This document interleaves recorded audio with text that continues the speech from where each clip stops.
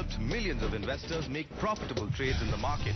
Their daily advice will help you make the right trading calls. India's top technical analysts appear only on ET Now, India's #1 stock market channel.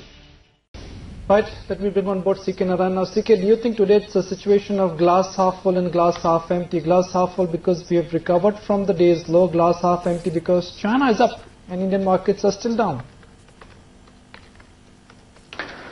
Yeah, I think we are trying to find some sort of cues to go up past that 4780, 4800. So from that perspective, I think the way you put it, saying glass half empty, is certainly a very apt description of how the situation is currently in the market.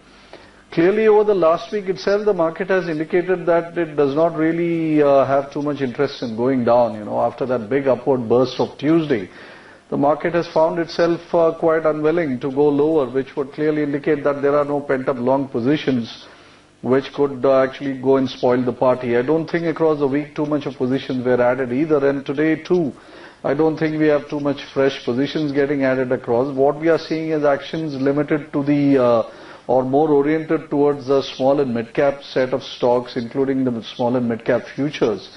So that is not really having a telling effect on the Nifty, as it were, and I think that is why the Nifty is a little bit sort of laggard, if I may put it so. And the Bank Nifty seems to be a lot more spiffy, and it's being helped by the strong set of recovery in the side bank items and the fact that most of the leaders have more or less managed to come back or claw their way back towards even as far as the last closing is concerned.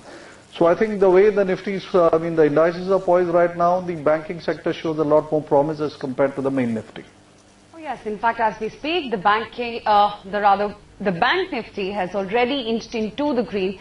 So quite a bit of recovery is what the BankX has seen from the lows of the day. The Bank Nifty just about nudging the green territory.